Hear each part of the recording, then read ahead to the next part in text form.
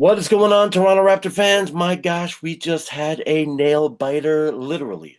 In fact, I was so stressed that even in the first quarter, when the Pacers were winning, I think I chewed out most of my nails then. And then I went a little extra crazy on the thumbnail here. Too deep is going to be a problem over the next couple of days. But down to the wire, point 0.6 seconds left on the game clock. Brandon Ingram manages to pull one out, one of his mid-rangers, and Glorilla was going crazy from the sidelines. It was actually hilarious. Even the camera actually went right to her, which, cracks me up. But yeah, wow. Last minute, 97-95 victory by two. It was close. It was way too close for comfort. I mean, okay, yes, this was not the Indiana team that is only, got 2 wins on the season. Uh, some of their guys have come back, but it certainly isn't the Pacers team that went to the final last year and took it to a game 7. So, without Halliburton, they're definitely not that same team. But man, they made this way too close. It was, it is hard for us to go against these guys because they do have some motivation. They've got what? They've got Pascal Siakam, former Raptor, so obviously he's going to try, and buddy of Jakob Poeltl. So, they're going to go at each other. And then we've got Nemhard and Matherin, both Canadian players that I'm sure were Raptor fans. So, again, they're, going hard at it. They've got tons of family in the building. They something about uh, Nemhard had 100+ tickets he had to get for family and friends from the Toronto area. So, these guys are trying to show out. Um, but funny enough, he only ended up with 9. Good defense. But Matherin sliced us up a little bit with his 15 points, and Pascal Siakam was held to 11. But yeah, they had McConnell off the bench going nuts also. He's a guy that's been injured too over the first few games of their season, so contributing to their only 2 victories. He's certainly a good guy off the bench. And Huff played well. Huff outplayed Jakob, I think, at center. I mean, we got Pirtle with 8 points and Huff with 10 coming off the bench. So, yeah, good game by him. But Toronto Raptors were pretty cold out there. Mamu was having trouble getting his shot. Jakob Poeltl was missing buckets at the rim. Emmanuel quickly couldn't get it going. You clearly saw that they were missing R.J. Barrett out there with his creativity and ability to cut, take it to the hole, even from 3-point line. He'll kind of pretend and then just go with the left hand and put it in with a layup or a dunk. And they need some of that. Out there in the half court when these other guys are not hitting shots because it it was clear. I mean, you can't always just give it to Ingram, and he was not as efficient tonight. 11 of 23. I mean, that's less than 50%. Somewhere around 46, 47. Just off the top of my head, doing some math there. He was 1 for 4 from 3-point range. He had a couple even pull up that I don't know. There were just a few bad shots taken. I hope they go and review the film tonight and sort of see that don't do this, don't do that.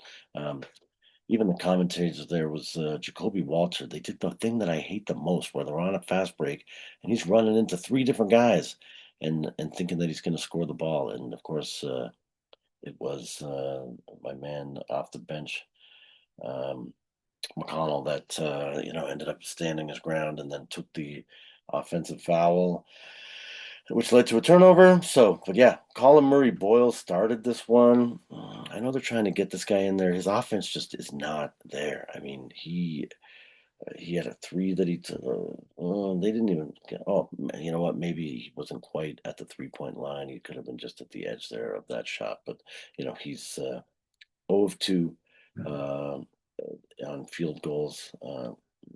And not a lot of other stats that helped. 1 rebound. He had 2 fouls really early on, so they actually took him out of the game. And brought in Jacoby Walter. Jacoby Walter did pretty well off the bench, 13 points, 4 rebounds, 2 steals. Yeah, pretty good on defense. He caused another turnover that he might not have gotten credit for as well. So, I like to see the guy's active hands. Um, Battle came in and only had 2 points. Agbaji disappointing.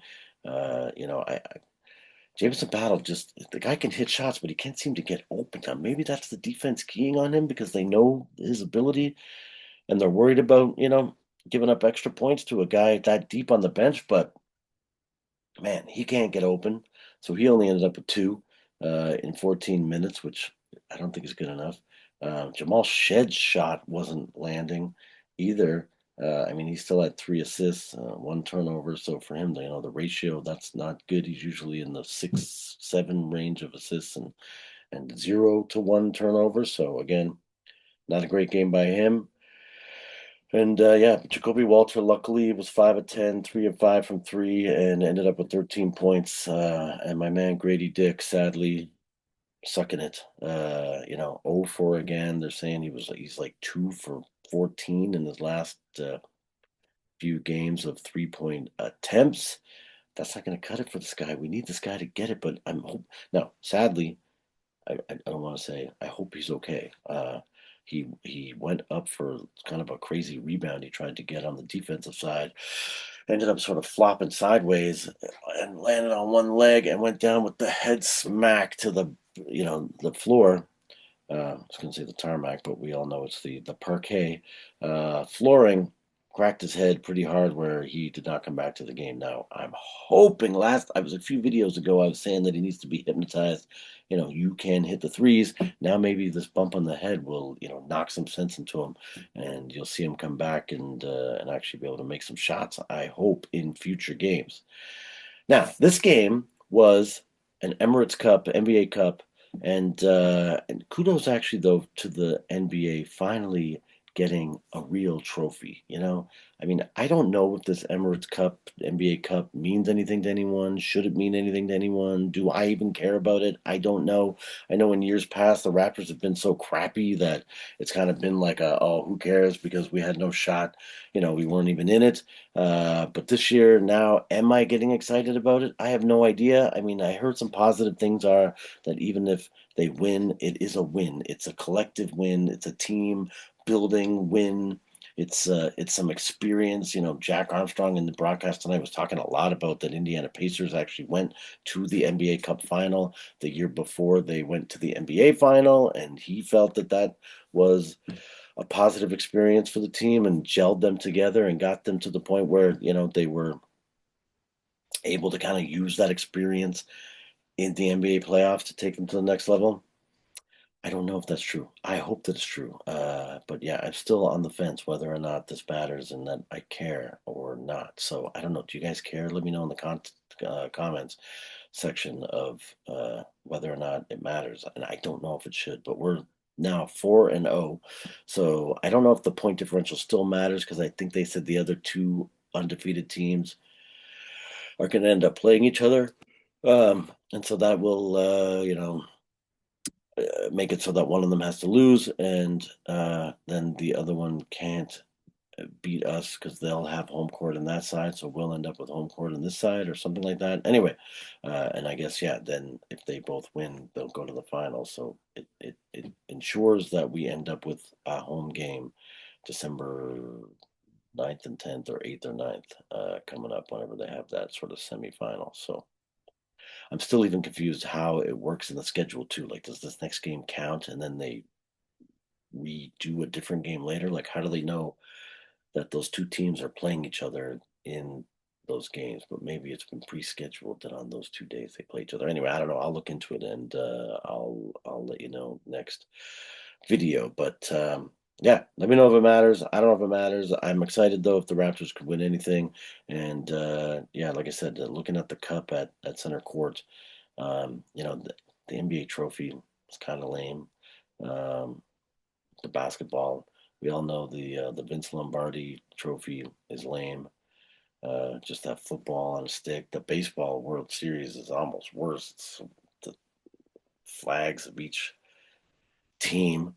So, and we all know Canadians, the Stanley Cup is the best. We just watched the Grey Cup a couple weekends ago, an actual cup. I actually watched some reaction video of an American watching the Grey Cup, and when they brought it, it's like, whoa, now that's a trophy, man. Come on. He even said, get it together, USA. What's wrong with our lame trophies? So I agree. But yeah, now finally, at least with this NBA Cup, they got something that they can put the champagne in and drink out of it. But again, like I said, I don't know if the players care that much. I think they want to get paid. Brandon Ingram even made a comment where they asked him about the NBA Cup at the end of the game here, and he said, "Yeah, time to get paid," because I think they get like $500,000 to each player on the winning team. So that is certainly some motivation. But whether or not they actually give a crap remains to be seen. But yeah, anyway, good game. The Raptors keep the streak going.